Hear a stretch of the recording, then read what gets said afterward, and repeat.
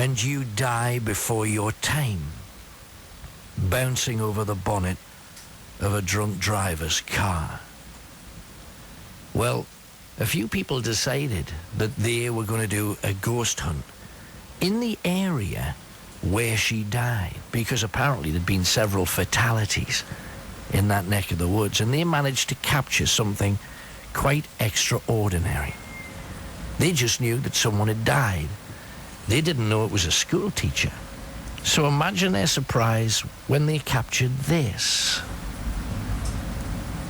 She clearly says, "Come on, my children," like a school teacher would. Now, ever since scientists decided that they would agree that ghosts exist, and to everybody's surprise, they did that earlier this year, 150 people from universities across the world admitted that energy cannot be destroyed, and when someone dies, that energy has to go somewhere. And they accepted that there is other possibilities. Perhaps we are vibrating at a different level to other things living in the same space, perhaps even in a different time. And occasionally we catch a glimpse of these things. Now, we get sent a lot of stuff. In this case, it was simply a recording sent to me as an MPEG on the computer saying, "I caught this when recording from my computer. Is this a ghost? Is this spirit?" Now, that whole area is a grey one at best, and yet this is pretty good.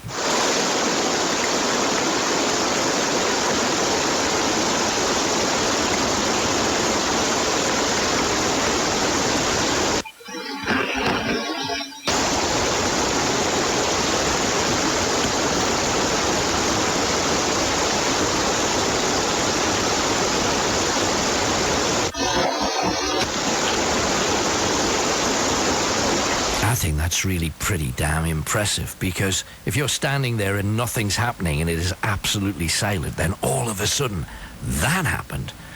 I think that's quite impressive. But let's head back to safe territory for ghosts. Let's get back to a graveyard. This one is in the United States. It's in Carolina. Quite like this too. Now, over the years, as you know, there have been many, many incidents when parents have managed to catch other voices on baby monitors, hearing sometimes someone talking to the child. On a few occasions, children talking about the baby that's lying there asleep or muttering on as babies do.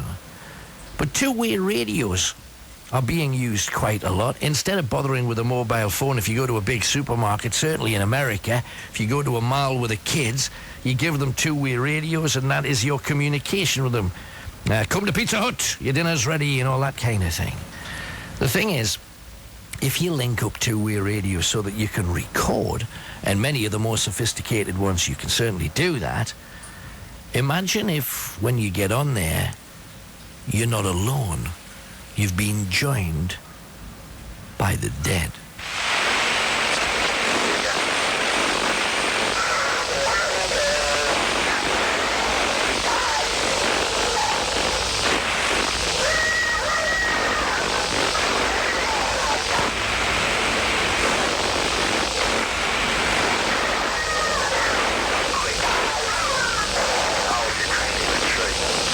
Now, as you know, we've talked about strange things that have happened at the Team Valley Trading Estate. We had one on Saturday night for our grisly tale. We've also heard that the Yorkshire Ripper tried to pick up a couple of women on the Team Valley Trading Estate, and yet one of the factories there is clearly haunted. This, I'm not going to give the guy's name, he doesn't want to be identified, but he works at a factory on the Team Valley. And for a number of months, he keeps having items move around the place. He puts something down and it's not there anymore. And occasionally, he's felt his overalls being tugged. And he's heard a child laughing. Now, they have said maybe there was a school on the site many, many years before. Nobody's quite sure of that. They used a telephone to record and get this. And he says, it might be our imagination, Alan, but we can definitely hear children laughing. I took this recording at work. We work on shift systems. And some of the lads have said that an old school was there that was demolished years ago. And for a few years now, there have been stories of strange noises and laughter, but more particularly, children running around, children's footsteps, children laughing. Most of us just took this as a bit of a laugh from the old timers at the factory. It was used to scare maybe the juniors and apprentices when they do their first night shift.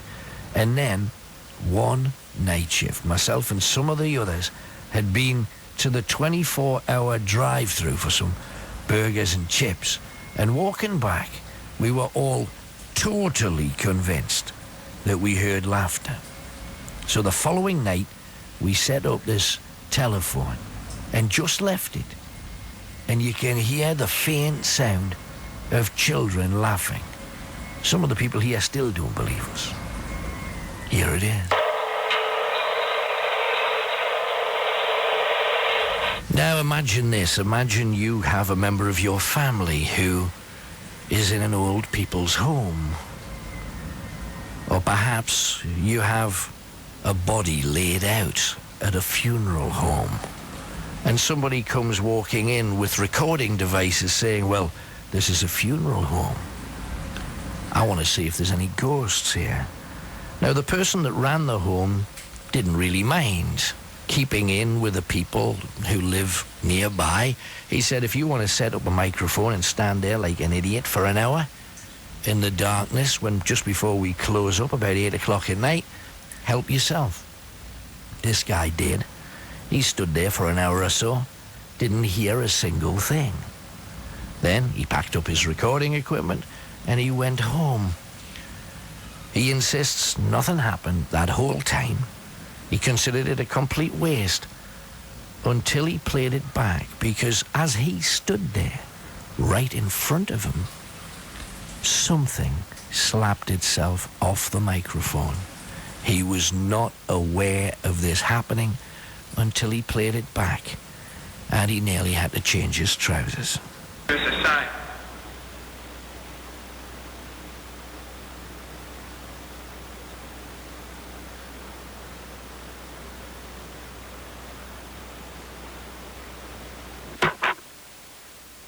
Now, earlier this year, you will remember we did a certain something, and we discussed whether or not animals can also be ghosts. And yet, if you speak to anybody that's lost a dog or a cat, they will tell you that the weeks or so afterwards, they still feel that cat climbing up onto the bed and curling up next to their legs. Or when you're walking around in the kitchen, you feel that spirit of the cat brush past you. Now, imagine you've lost your child, and 2 weeks later, you lose the dog that child loved so very, very much. And then, in the middle of doing a little bit of camcordering outside, just of the place that you live because you're having to move out, couldn't live with the memories. And on that